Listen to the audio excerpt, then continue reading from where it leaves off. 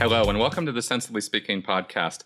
This is Chris Shelton, the critical thinker at large, coming at you for episode number 99, which is kind of amazing. I didn't imagine when I first started this that it would go to that and beyond. Actually, it's going stronger than ever. And this week, you can see, if you are following us on YouTube, that I have a very, very special guest this week.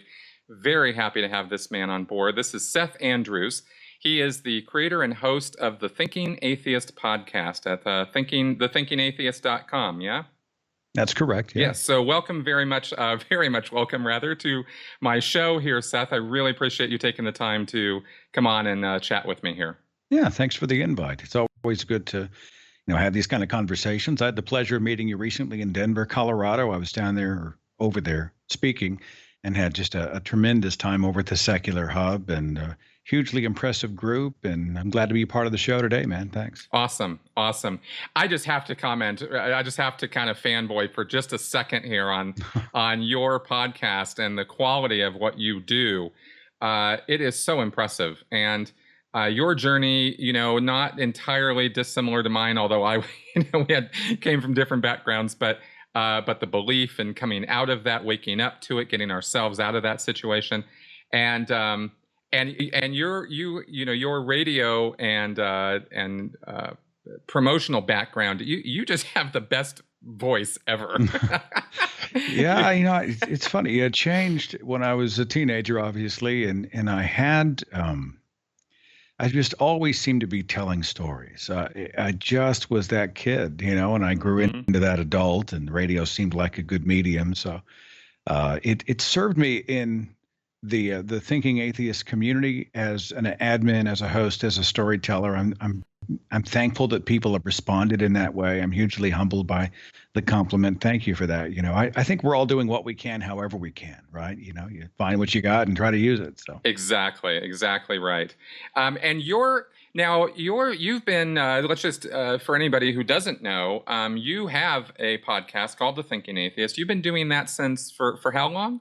Well, I started in the summer of 2010, which was just a year after I launched the website. I mean, I've only been an atheist since 2008.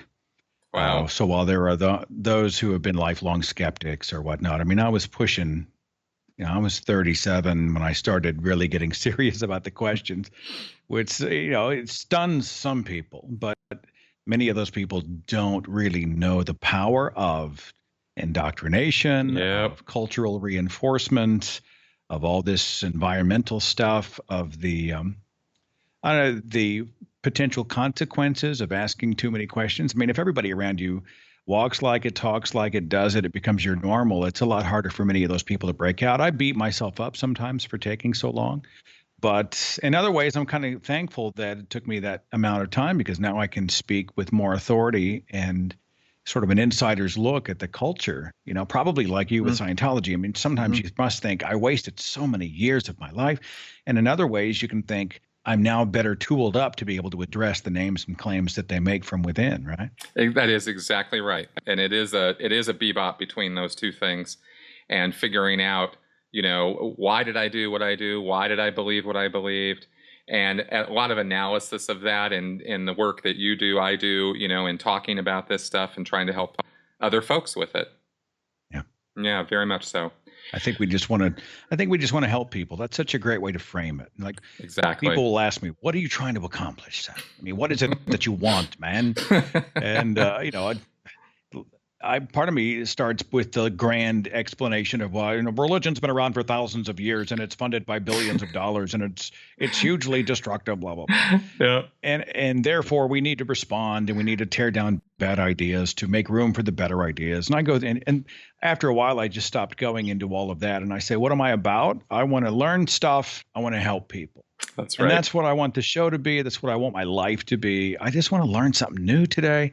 And I want to try to help somebody. I mean, whatever that means. And it's so far been enough for me. Awesome. I know exactly what you mean. Well, I thought we might kind of dig deep a little bit, maybe have a kind of an interesting conversation today about topics having to do with the atheist community, science, maybe even a little bit of politics, and the nature of belief. So no big deal. Nothing too heavy. Uh, um, I'm thinking politics. You can already see the sea begin to part, oh right? my God, yeah, exactly. Actually, and don't worry, folks, this is not going to get into Trump bashing or any of that kind of nonsense. I hate it when I drive people away just by mentioning the word, and you kind of go, ugh, come on, stick with me a little bit longer. All right.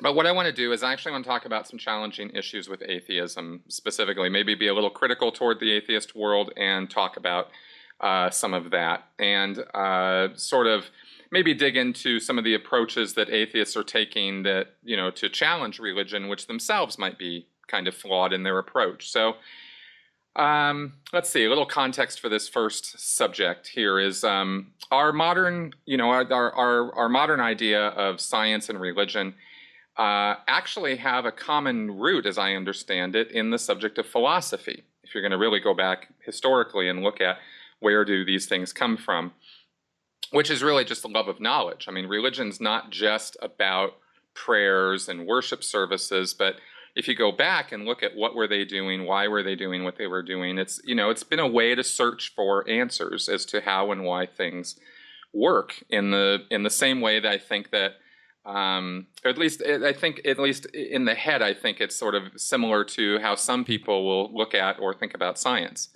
right? It's a way of trying to figure out what's going on. Why are things happening? Why do the clouds roll in? Why do the moon go up and go down and all this? And where we had religion, now we have science, and yet we still have religion too. So, and I noted here, even up until the 1700s, science itself was called natural philosophy. So I think that atheists now who don't know about this or don't look at the broad perspective of man's search for knowledge that's been going on for millennia can sometimes ignore the philosophy background and the religious background of some things and how we evolved into where we're at now, and maybe badmouth some of these things in their misunderstanding of the development of this. And I just wanted to ask you about that first. What do you think about everything I just said? Well, Christopher Hitchens, and I'm paraphrasing, was talking about how religion provided the first explanations for things like our origins and natural disasters and everything like that. And because they were our first, they were our worst. I mean, they were built on a humanity that was much less informed, that didn't have access to the Hubble telescope and to be able to decode the genome and to do those types of things. And while I do agree that religion was a tool in some context for trying to understand life, to try to figure things out. Who are we? What are we? Why are we here? What's our purpose? There's a lot of truth to that. I also see religion in many ways as a way of shutting down critical thought and the harder questions about life, the universe, and everything. If I can borrow from Douglas Adams, religion provides you with the answer and then says it's okay to ask the questions. And even in the context of our ancestors, we can see instances where specific religions had been drawn around hard boundaries that you were not allowed to cross, meaning you can ask these questions as long as the answer comes back this way. And, so I'm probably a little harder on religion, even when I reference the people who used to think that the earth was flat and they didn't have any idea that the stars were, part of a billions of galaxies universe and those types of things. To me, it's still important to draw a circle around the fact that we're talking about eras and cultures and sort of a flavor of humanity that just had no clue what it was doing. It was fumbling in the dark. Mm-hmm. And I think religion is a product of that. And I don't know that I give it as much credit as some do in terms of trying to discover the meaning of life, because I hear all the time, well, science helps you determine the what, but religion helps you determine the why. And I just completely reject that. I think that's totally bogus. I don't need religion to help me determine the why. I don't need religion now in any context. We didn't need it then. We just didn't know it. You don't need a religion to understand the universe, to assign purpose and meaning to your own life, to have joy, to have an ethical structure and a moral code. Religion not required. And so, I'm compassionate and I love religious people. I'm surrounded by them. Hell, I'm married to one. Mm-hmm. But, religion itself, I don't give quite as much of a pass. Okay. Well, let me ask this just as a little bit of a follow-up to that. What would you say in response to the idea that I've read of people like Newton, who, as far as I'm concerned, is the most genius of geniuses in our history, in our science history of discovery. I mean, calculus and all the various things he came up with. That he and others during that time period or around that time period were motivated by trying to figure out God's creation. Right? Well, I think it may have very well prompted them. I mean, but did their motivation have to come from religion? Could they have framed it in a sense that I would like to better discover the world and the universe? Was it Newton who also, I want to say it was Newton who also believed in alchemy to be able to use chemicals to be able to turn certain metals into gold and whatnot. And so what we find is that even some of our greatest scientists, even some of our greatest minds, were still human beings subject to their own biases, subject to even superstitious thinking at times. And today, Francis Collins is, I don't know if he's still involved, but was a pretty hardcore member of the Human Genome Project. He holds to evolution, the evolution of humankind, but he is still a Christian. It's just weird, right?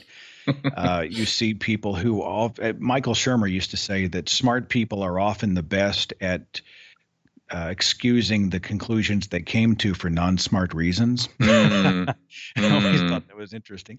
So we can find people certainly who, I call it the place in the brain where the weird stuff lives. I normally use the swear word, but I don't know what your PG-13. It's all good. You can have at it. It's the place in the brain where the weird shit lives is what I call it. Yeah. And I think, we all have had some place where we've put up a little wall around this odd perspective, this irrational point of view. We're human beings. Right. So, if a person was motivated by religion to paint the Sistine Chapel, the Sistine Chapel is without question a work of art. It is very much so beautiful, probably beyond words. It's almost a transcendent piece of art. But, did we have to believe that these things were true in order to make the Sistine Chapel beautiful? And that's where I sort of say, no, I don't require religion to be the motivator. If someone else did, I certainly don't deny them that, but it would be my hope that they could find inspiration, but root it outside of a belief in superstition.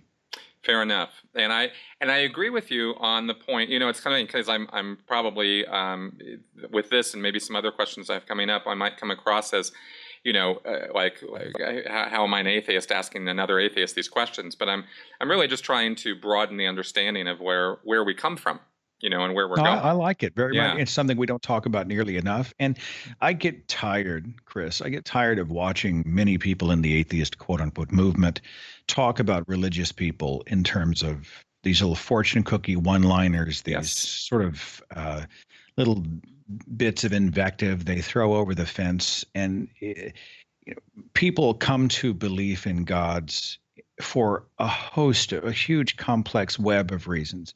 And they believe in their gods and what have you in a complex web of different ways and different intensities. And so if we're going to talk about belief and non-belief and science and the evidence and religion and rationalism and all these things, how in the world do we address it fairly if we're just throwing grenades over the fence and using such a blunt instruments to address them? Exactly. And so, no, I think the questions have merit. I'm glad to be talking about them. I think it's good. Excellent. Because I think that you're absolutely right, and I wholly support the idea, the modern idea that you don't have to have religion in order to have morals. You don't have to have religion in order to make great discoveries. But I want to acknowledge the fact that from a historical perspective, these people did have religion. It was what motivated them, and they did come up with some of the greatest discoveries or greatest art or most amazing architecture that we see in the modern world because of those motivations. And I don't want to poo-poo on them simply because, well, that's not how I think, and therefore that was just wrong. It's a nuanced sort of thing, but it's just sort of an acknowledgement, I suppose, of where we've been and where we're going, and maybe an effort to strengthen what we're thinking now by acknowledging how we've evolved in our thought. If someone finds inspiration in a debunked mythology that they believe is true, and they create something beautiful, well, did they require that religious belief in order to be that inspired? These are questions probably better answered by someone more qualified than me on the human brain and even artistry and those types of things. But I always come back to I think there's enough beauty in the world. I think there's enough awe-inspiring stuff in reality that we don't have to lie to ourselves. We don't have to hold on to myths to be able to create these sort of transcendent things, back to the Sistine Chapel or any cathedral that becomes a major landmark that people travel the world to go see. I myself would like to see us sort of discover what Richard Dawkins called in his book, the title of his book, The Magic of Reality.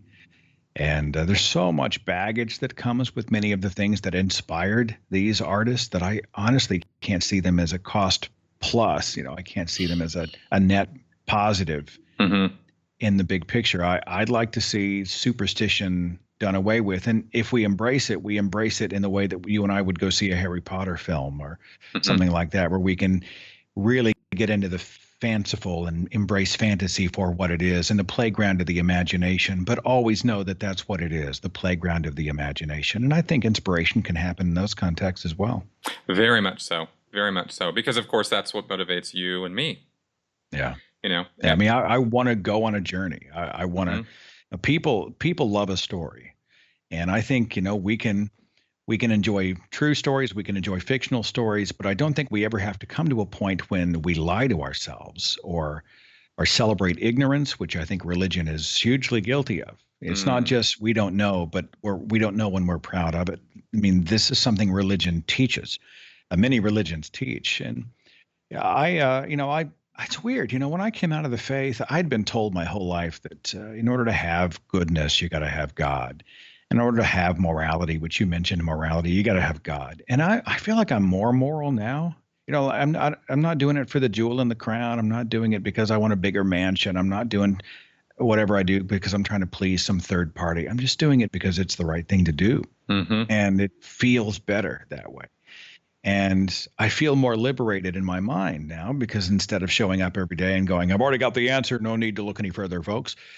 Today I get to say, let's go discover something today.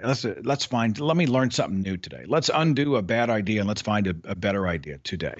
And it just adds a whole new flavor to the rest of your life when you have the liberation to be able to do that without fear. And I'd never trade my post-religion life in for what I had before.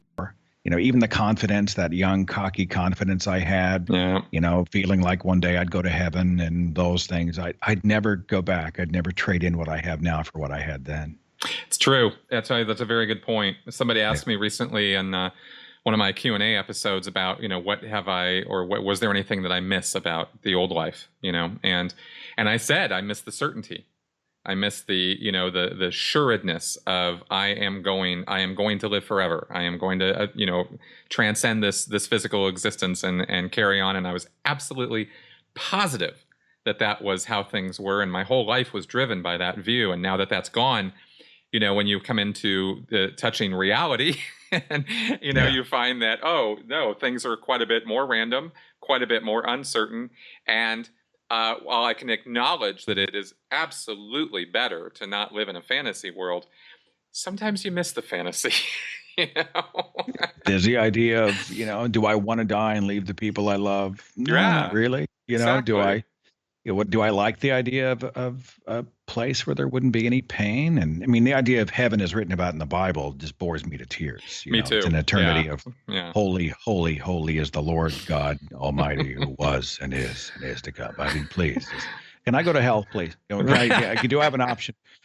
Right. But the idea of people manufacture their own brands of paradise. Well, I think heaven is this. I think heaven is that. I think Hmm. heaven is reunion with your loved ones, and I think heaven is music, and I think heaven is all. People will sort of construct these happy endings. Wouldn't it be nice if you could be in a place where there isn't any war and people aren't chewing each other up over the color of their skin or their religious belief or whatever else, but everybody could be at peace and you could all be reunited with everybody you'd ever cared about? And I mean, yeah, I get that. I understand why it's attractive to a lot of people to believe.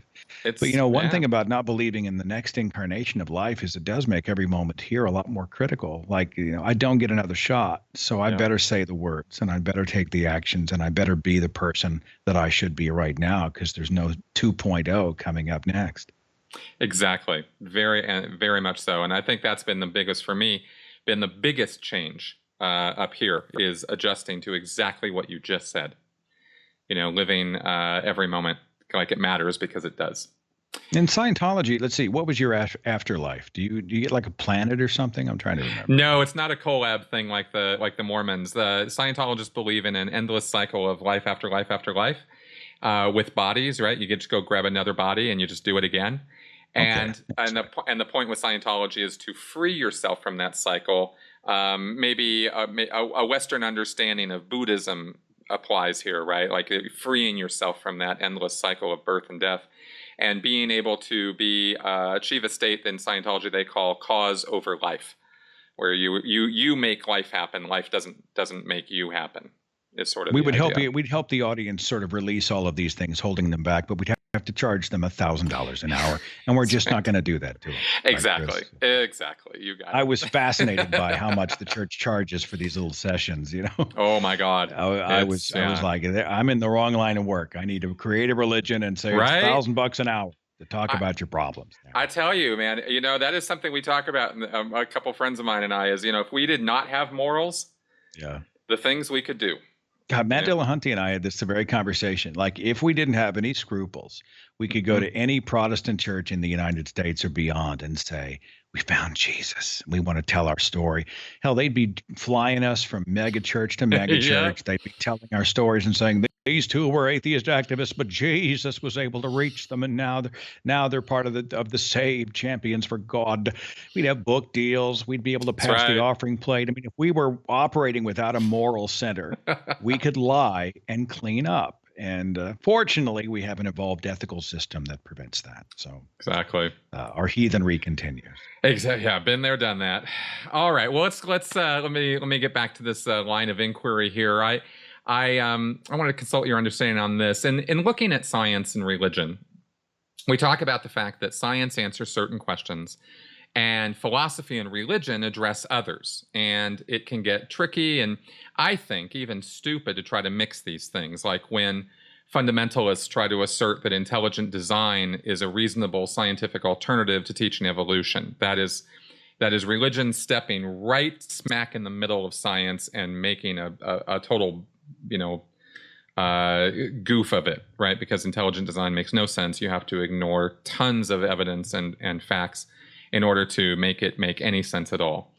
But I wanted to ask you, in terms of these things, what do you think? Do you think that science and religion are mutually exclusive, wholly different things that address different areas?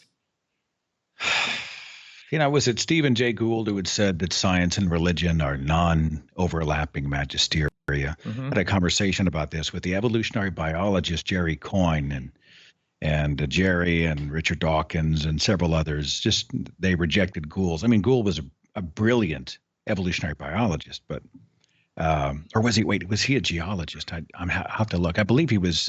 I believe he was a biology professor and author, and he seemed to hold that the two operate independently, and to relate one to the other is really folly. And he gave quarter to religion in that way, a way that I just don't. Hmm. We might be able to talk about the merits of philosophy. Lawrence Krauss is always pretty hard on philosophers. Whenever we have a conversation, he'll always toss out a joke about philosophers. But I think philosophy can be a beneficial tool in helping to explore the human condition. The the purpose, the nature, the meaning of life. Philosophical questions do interest me. Mm-hmm. At no point do I meld philosophy and religion. I think when I hear the word religion, I automatically substitute the word superstition. Religion for me is not, it's not a philosophical attempt to understand humanity and the human condition. Religion to me is an embrace of magical thinking, gods and monsters, heaven and hell, holy books, temples, mosques, edicts, a controlling of people's lives, their children, their bedrooms, those types of things. And so at no point do I think religion and science are non-overlapping because they answer different questions. I think science is doing a great job, and we can just take religion and toss it in the wastebasket and operate without it. I mean, that's just kind of where I stand. Yeah. And instead of religion, perhaps we can use philosophy as a human construct to be able to get into the meaning. But even that, I think, relates to science. I think the scientific questions can help us better understand the human condition. So, I mean, you can get the scientists versus the philosophers and they did a whole debate on it at Imagine No Religion 5, I think, in 2015 in Canada. They had Krauss and another scientist, and they had two philosophers on stage. I thought it was going to be a cage match. Before it was over, I literally thought they were going to start throwing chairs at each other. Really? Before it was over.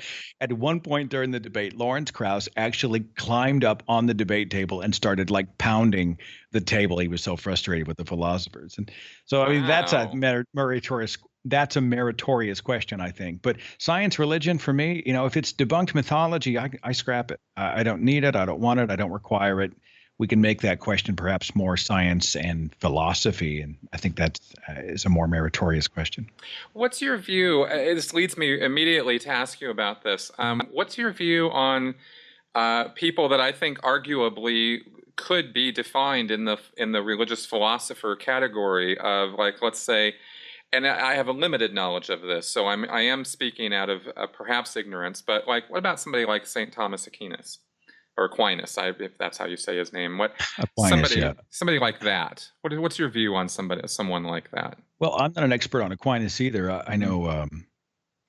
I think though that what we're seeing in that context is religion is borrowing from humanity, the human condition, and humanism and science to ask questions about the meaning of life, but they frame it, the window dressing for it is a religion or a religious belief. Mm-hmm. When someone is talking about, I'm trying to think of a specific question that might relate, but religions often will borrow from what human beings do normally, and they will repackage it in a way that makes it seem like a religious question, a religious born thing, perhaps even originated inside the church.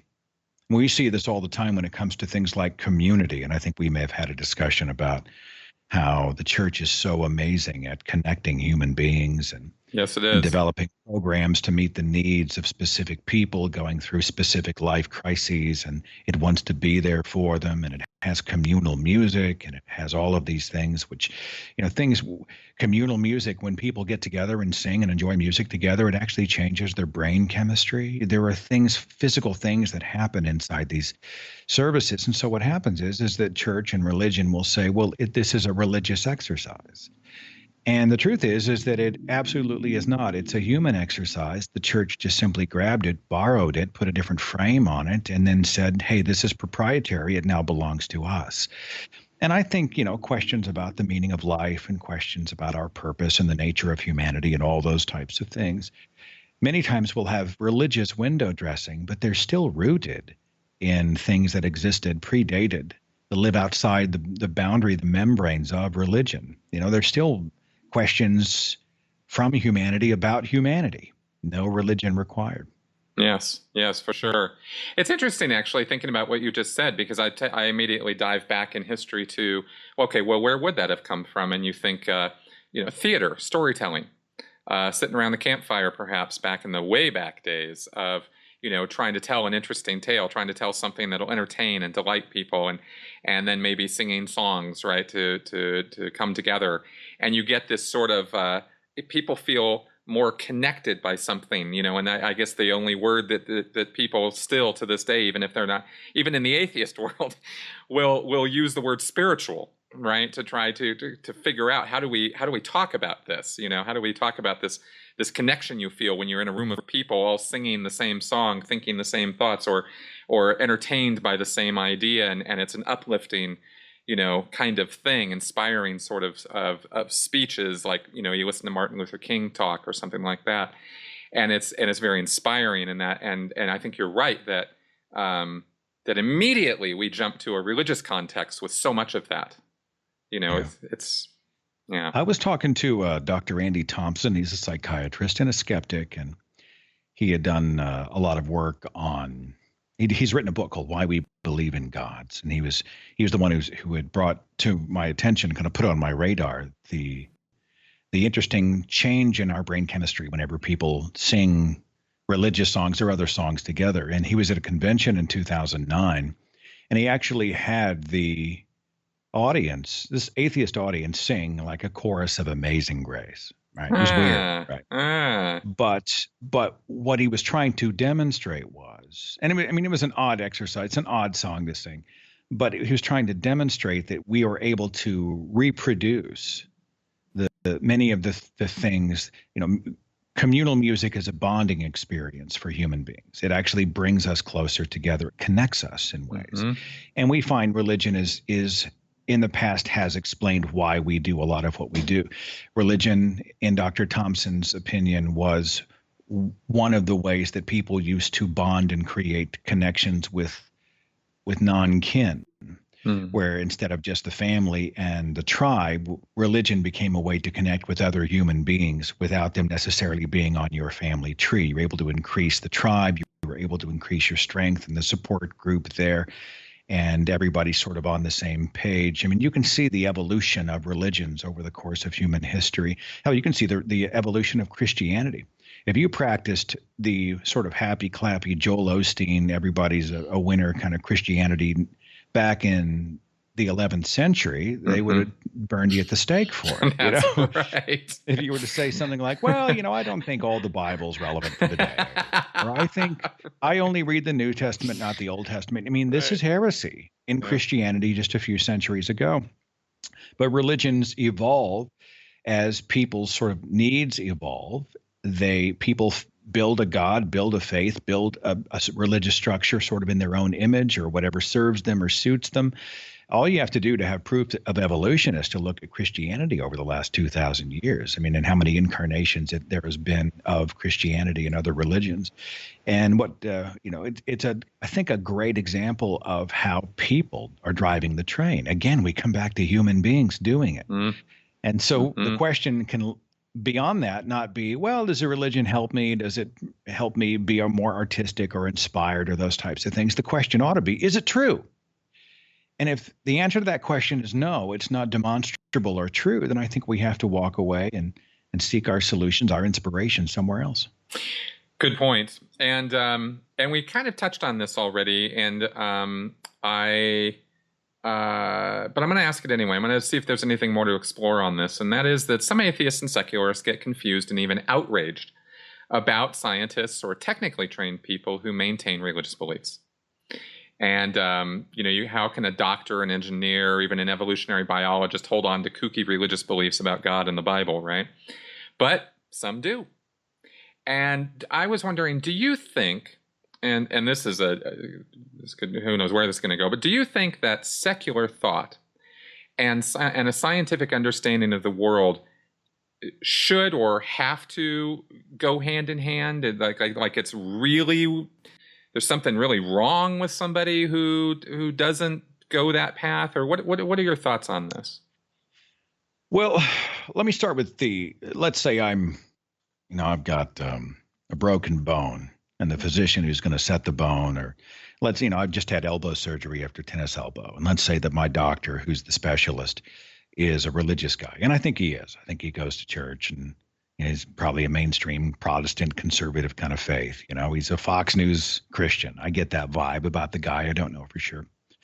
But let's say he's that guy, but he's also one of the best physicians of his kind. He's got a tremendous amount of skill. He knows the body. He's done the procedure thousands of times. He knows what he's doing. Do I discount his ability as a physician simply because he has that weird place in the brain where the weird shit lives? Does he have a personal religious belief? And for me, the answer is no. I mean, is he a qualified doctor? Is he operating as a professional? If he holds a personal belief, knock yourself out. Now, I had a physician once who would want to pray after we'd go in for a checkup, or he had a cold or the flu. He would prescribe medication. He'd give you the script. Yeah. All right, I want you to go and take this and do that and drink plenty of liquids, get your rest, do this, do that. Now, can I pray with you? So he would want to pray with me while I was holding the prescription note in my hand. And I remember I was still coming out of my faith at the time. I was just like, well, this makes no sense to me, right? Well, to me, that had crossed a line between being a professional medical professional, or that's redundant, a medical professional. And he began to inject his personal superstitious belief into what should have been a religion-free doctor visit. It's like an elected official. If they have a personal belief in God, but they represent me or they aren't a theocrat, they respect the church-state line, and those believers exist who don't want government to be, they want faith to be private. And, there are people supporting the Freedom from Religion Foundation and the Secular Coalition for America. There's some people who support them who are religious people because they get that religion should be a private thing. Faith is a private thing. If some elected official had a belief in God, but he wasn't a theocrat, he wasn't trying to infect my science books, he wasn't trying to take away the rights of women, he wasn't trying to essentially preach from a public platform, I might elect that guy. Are you a progressive thinker? Do you align with me on things like taxation and crime and punishment and the role of government and foreign policy and those other things? If we line up in those areas, if he has a God sticking in his pocket somewhere, I wouldn't be opposed to electing that guy for office. So I don't know. I think it's a complex question. It really has to do with how much of their private belief infects what else they do, Exactly. And did I even remotely answer the question? I feel like I was just kind of babbling there, but it's easy to say if they're stupid enough to believe in God, they're too stupid to be my mechanic, my doctor, my friend, and I just reject that wholesale. I don't. It's not about intelligence. Trust me. Matt Dillahunty was a believer for decades. I was a believer till I was 37. For Pete's sake, there's so many other reasons people hold to a religious belief. And there are a ton of religious people on planet Earth who are beautiful people, wonderful, good, moral people who aren't out there trying to infect everybody with superstition. They're just living the culture they were raised in and trying to live a good life. And I think we have to say that honestly if we're going to approach religion in these discussions. I think so too. And I think what you're talking about is the basis of the tolerance and understanding that I seek to push from my channel. And I also think conversely that we unfairly, I think, can paint people with religious belief with the stupid brush or with the ignorance brush, because just because somebody has religious beliefs or ideas doesn't mean they don't believe in science. They won't push science. They don't hardcore support science research, science investigation, science discovery. But I think the atheist world makes a mistake when it pushes all of people of faith into a category and says ignorant.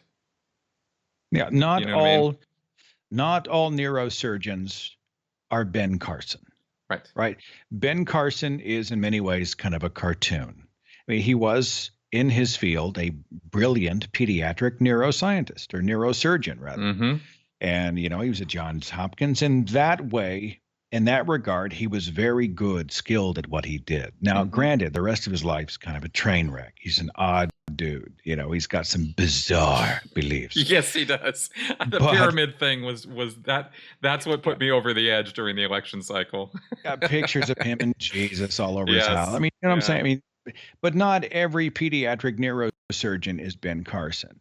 And so there are a lot of people out there who hold a personal religious belief, and they are, they're not the cartoon. Not that some of these people shouldn't be called out and or even mocked at times. Right. I just think when it comes to the one-on-one discussions and interactions, I don't think we discount religious people because they're religious. In fact, if we're in the business of changing minds, if we want to change the world, if we want to change perceptions, how do we do that if we're not creating relationships with people? We always stay the other. We're always on the other side of the fence. Nobody's really getting to know us. All they see is the Sean Hannity caricature of what the atheist is. They don't actually know any atheists. And, I want to change minds. I want people to see me in 3 dimensions. I want to make friends. I'd rather build a bridge than barbecue one. And I think, it's easy to feel superior and make ourselves feel higher by making other people look lower. But I would rather go out with compassion and goodwill as a human being and live life in full color in front of religious people and have them see secularism, non-theist, an atheist who is maximizing every moment and loving his family. And I've got my own self-generated sense of purpose. And I just love people. And, I think when you are able to go out and meet people, break down walls, create relationships, that's when minds are changed. So, there are some people who just want to keep atheism in their back pocket and use it to make themselves feel better than everybody else. I want to go out and I want other people to be better overall, including myself. And I think we do that together. Precisely. I couldn't have said it better myself. All right. Now, slightly different thing here. We'll move on to something else. When confronted with facts or evidence that dispute or disprove someone's ideas, a good skeptic or critical thinker should acknowledge those facts and change their mind.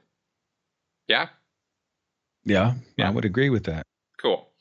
Yet we've found that facts can be misinterpreted, evidence can be falsified, and people can simply make mistakes. Happens all the time.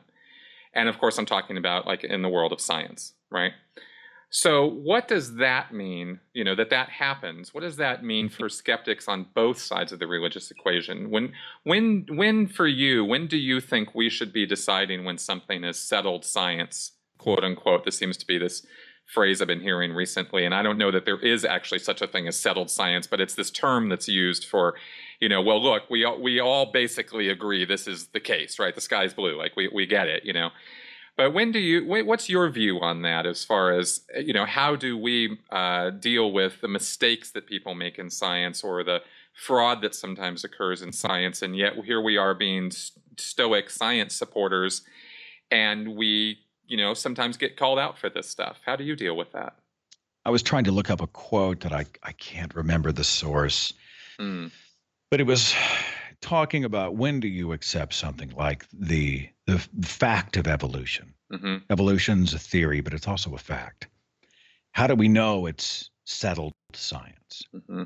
And the quote was, and there'll be someone in your audience who can probably find it and source it and quote it verbatim for me. Probably. But it spoke about how, you can call it a fact when the preponderance of the evidence would make it essentially sort of obscene to reject it. Like it's not that it's never going to be addressed, it can never be changed, but there's such an avalanche of information supporting it that it would be just hugely mind-blowingly wrong-headed to discard it. And we can look at things like the overwhelming evidence we have for things like evolution and realize, the evidence is so overwhelming that it would be obscene to look at all of the data that we have, the transitional fossils that we have, being able to see even the evolution of humankind to be in the fossil record and beyond, and deny the fact of evolution.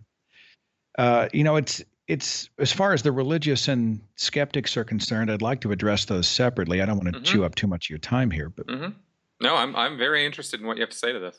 Religions start with the answer, and then they tell you to go and explore your world. And when you come back with anything that doesn't fit in their cookie cutter, you either did it wrong, you're under attack, or the scientists are wrong or something. Go back, and when the answer is Jesus or whatever, now when the answer is Allah, come back, and then you will have done it right. This is how religions often work.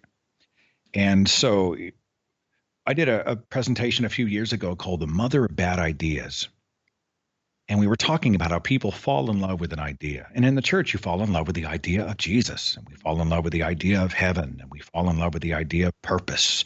You know, we are adopted by an invisible, immortal king for divine conquest. And one day we will inherit our reward, kind of thing, you know. Mm-hmm. We are soldiers in God's army. I mean, it's tremendously empowering if you buy into all that stuff. And so you fall in love with the idea.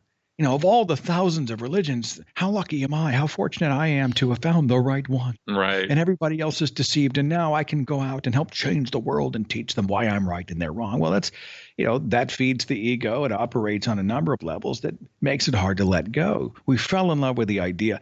I brought up Mother Teresa. And I remember when I would criticize Mother Teresa, people would just blanch. Mm-hmm. They would be so upset with me. Mm-hmm. Oh, how, of all people, Mother Teresa, I don't even want to hear it. Don't even finish that sentence. I'm not even going to listen to you. Some people have just walked away. Yeah. And I have a little test I give them. I go, name me 3 things about Mother Teresa that have nothing to do with her place of birth or her religion, right? That she was a Catholic nun and that she was born in Calcutta. Beyond that, what do you know about her? Nobody. And to date, not one person's able to tell me 3 things about the woman, meaning that without knowing anything about the fact of her life and the work that she did and the people she knew and all those endeavors she was a part of, they don't know any of that. But they know she was a beautiful woman who helped people because they fell in love with the idea. And I think when we're dealing with religion, especially, that's what we're up against. You throw data, you throw the evidence, you throw a list of bullet points at someone like that, and it splashes right off of them. Because they are doxastically closed. They are not receiving new information. They are only sending. And they will often double down on the belief that they have and cherish it even more so because they feel it's under attack. You have to get people at a point when they have a greater desire to know than they have to believe. And that's the challenge. You know, when someone can be at a point when they really aren't doubling down and they're not reinforcing the walls, but they're like, well, even if it makes me uncomfortable, you know, I'd kind of like to hear what you have to say. The same is true for skeptics. The skeptic, I think, the skeptical movement, the atheist movement, atheist online, I've noticed that, and I've been guilty of this, you'll see something that is already in agreement with what you have assumed, and you'll just repost a link, or you'll you know, the outrage brigade is pounding on the desk saying, I told you so, you know, this type of stuff, the age of Trump and everything else. And I think while it's a bit different than the biases we see in religion, it's still bias. Right. It's still a culture that is, we're only reading the headline. We didn't actually go to the link. We didn't fact check the website. We didn't see if it's been debunked or even if it's satire. I have people sending me stuff from Landover Baptist Church. Landover's a satire website, people. It's like the Babylon Bee. It's not real. Stop putting this stuff online. But I think it shows that human beings are biased. We all have our baggage. We're all subjective minds. We're all flawed human creatures. And so we have to use the scientific process, and we have to use the eyes and ears of other skeptics around us to help keep that in check. And that's why I'm a fan of the far from perfect, but still meritorious process of peer review, scientists checking the work of other scientists. You know, Krauss once said to me that scientists get famous by proving other scientists wrong. Mm-hmm. You know, mm-hmm. So the idea that, like, my family believes that all scientists are all in agreement about all the worst ideas, like they're all meeting in a star chamber somewhere. Yes, it's this monolithic thing, and everybody feeds it, and they're all good. They all scientists, and I'm like, you lost me at all. That's right, because you want to see a disagreement. Look in the atheist movement and look among scientists, because I mean they'll be pecking at each other all the time. But much of that's a good thing. And then if it survives the test, if it survives the criticism and the analysis and the skepticism and the bandying about and the people writing articles countering it and all that, if it survives the process, there's a real good chance that we know we can take that to the bank. But as a flawed human being, I think being aware of our biases is probably the first step in helping to beat them. To know that we have them helps us to remember that we need to build mechanisms around them to help sort of mitigate them as much as possible. Sorry for the long answer, but that's kind of where I'm at on bias. No, I find myself agreeing with you completely. I wish that it was more, universally understood on both sides again of the religious equation, because atheists make these mistakes too. Of, the proper reply to somebody saying, "Well, this scientist said this, and this other scientist said this, and therefore science is wrong," should just be, "No, actually, you just proved how science is right." Because that's actually what science does, is it challenges each other. Scientists challenge one another. They challenge each other's conclusions. They challenge each other's information. They are constantly, like you said, pecking at each other. That is good science. It's not good science when everybody is marching lockstep behind an authority figure. That's not what you want to see. How can you trust science? It's always changing. Yeah, right. That's another, exactly. Well, I'd like to think it's almost always improving. I mean, we know the Earth is not flat. And despite what the billboards in Denver say, Yes. we know that the Earth is not flat, okay? But science changed its mind at some point from a flat Earth, an Earth with corners kind of a thing, we can only see to the horizon kind of deal, and changed its mind. But it improved its position based on better information. And so while you have these dogmas that are rooted in, I mean, they're just completely immobile in cement, they won't budge.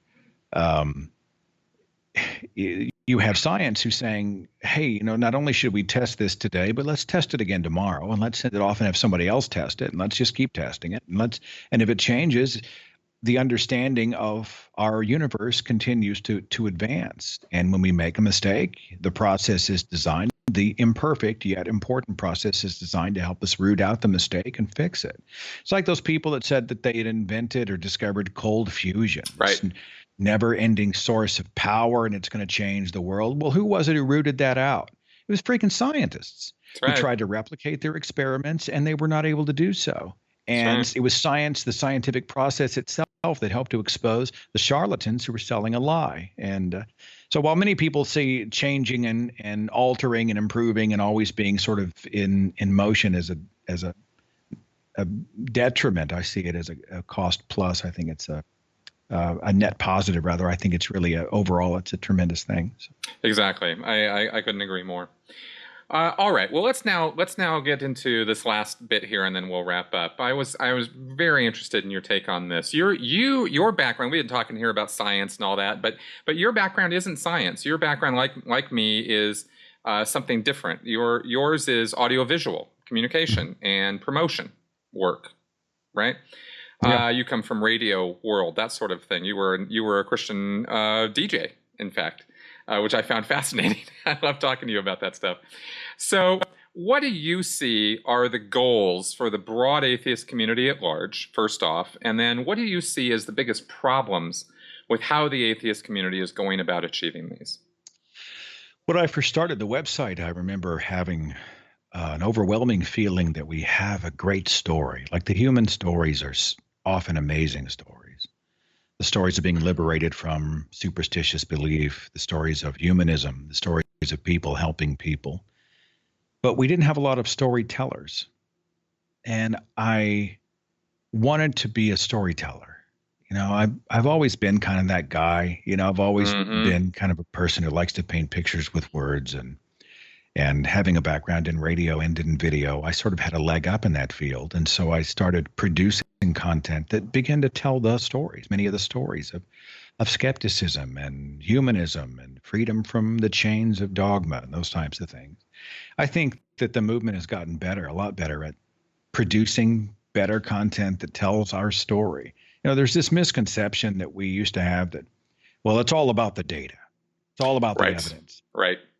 And in the mind of many, we were all Vulcans. Right. And if you throw out the data points, that will be enough to convince the world. And if they don't convince it, they were just too stupid to begin with. And I'm like, no, I don't think that's right. I think we should be in the excellence business. We should be in the storytelling business. I think I want to create content where people don't just, under the white hot fluorescent fluorescent light look at a bunch of text on a screen, but they get sucked into an experience that engages all the senses. And unlike the church, which has emotion and then the mind follows emotion, I want to create an atmosphere where we're thinking about things, but it's okay to feel something about the things we think about. We can be human beings and embrace how we feel about the things that sort of go through the rational brain. And I think, we're getting better at telling our stories. We're getting better at creating relationships with people. I think we're getting better at getting the word out there. Do we have challenges? Yeah. What are a few of them? Well, one of them is that we many times, I think, are so eager to divide instead of unite. Yeah, and I say that, and already somebody's dividing over that. So, well, no That's one. right. I'm not a sheep. I'm not going to automatically line up with somebody because they're an atheist. Did I say that? Right. Did I say no? I was talking about the bigger picture of good people can have disagreements about any number of issues, but still be about the larger mission of helping to liberate people from superstition. But there's this weird phenomenon, especially in the age of the internet, where if I say something, there are 100 people that follow in behind, and it's just unbelievably toxic and divisive. And my inclination is not to say something kind or gentle or to even strongly and passionately, but in a cordial way, in a loving way, disagree. My first inclination is to be, you're an idiot. What are you thinking? You don't even deserve to be my friend. And so, you have activists who are fighting with activists. You have people who are part of their communities who are rallying to take sides. You have all this stone throwing. People are just being all this nastiness is going on. And I lament that in many ways because I think, there's a time for us to fight. Hell, I've got disagreements with people I think are doing damage to the movement right now. There's, it's a small group, but a vocal group of people out there saying it's okay to punch Nazis and that. God, yeah. Whatever new atheism happens to be defined as is on any given moment. I think it's a useless term, but new atheist, it's all a white supremacist movement. They're all Islamophobes. I mean, those people are out there so you have to address those things. But I just wish we were better at looking each other in the eye and saying, yeah, I'm not sure you and I line up on this, but I want to understand you better, and I'd like you to better understand me better. And at the end of whatever discussion we're about to have, you're awesome and thank you. And your work matters. And I think we could do a better job of being those people. And because we have such an inclination to fight and scrap and claw and bite and tear down and just be ugly, especially on the internet, when everybody's watching and everybody's trying to look as superior as possible, I feel like it damages us. I grieve at the thought that there would be someone who was where I was 10 years ago, who was going through his doubts and navigating his way out of religion and what is an atheist and what do they do and what do they think and what's it like. And, one of the first things I was to discover online would be people just throwing stones at each other and tearing each other to ribbons in the worst possible way, in a very public way. I grieve at the idea there might be someone out there and that would be their first impression of atheism. Exactly. Because a life without superstition is beautiful. I mean, it can be beautiful and amazing and rich and meaningful and happy and all the things that Christians and other religions say it's not. It actually is. It's amazing to be able to live woo-free. And I'd like to see us do a better job of uniting on the more important message instead of all the squabbling and infighting. Perfect. Agreed completely. I had the podcast, just last week's podcast was with a man named Stephen Long, and great guy, and recently, fairly recently came out of religion. Still identifies as a esoteric Christian. He calls himself.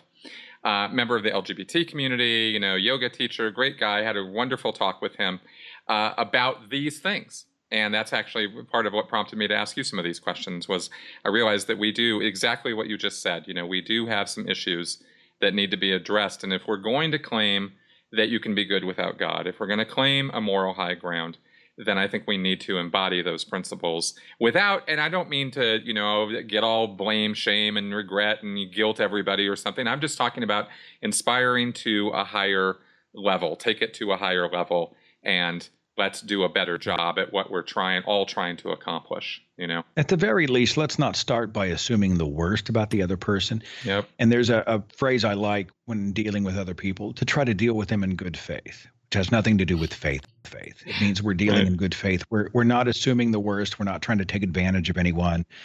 We are going to operate in a way which hopefully helps us to maximize the positives. And that way, whenever a rogue or an anomaly or a genuinely toxic element within the movement does arise, we're able to address it without being just another alarm bell going off in a universe full of them. It's not.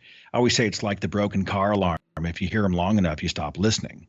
I think if you're always sounding alarms and freaking out, people stop hearing you. And I want to approach people in good faith. I want to try to, again, build bridges where I can, and we can disagree and still be on the same team, still love each other, still work together. And I'd sure like to see us do a better job of that. I think the whole movement would be better for it. Perfect. Okay, man. Well, Seth, thank you very much for coming around. We have reached the end of our time, and this has been a great discussion. I want to thank you again for taking the time to chat with me here. Sure, it's a real honor. I appreciate the opportunity to be a part of it. Thank you. Thanks a lot. All right, folks. So obviously, we're going to share this all over the place. If you have any comments, feedback, up, down, sideways, go ahead and put it in the comments on YouTube or at sensiblyspeaking.com. And of course, I'm out there on Twitter. You can contact me there, as is Seth. And we'd love to hear from you folks and hear what you have to say about everything we've been talking about here. Thanks for coming around. And again, Seth, thank you very much. And it's a real honor. My pleasure. Awesome. All right. See you guys next week. Bye-bye.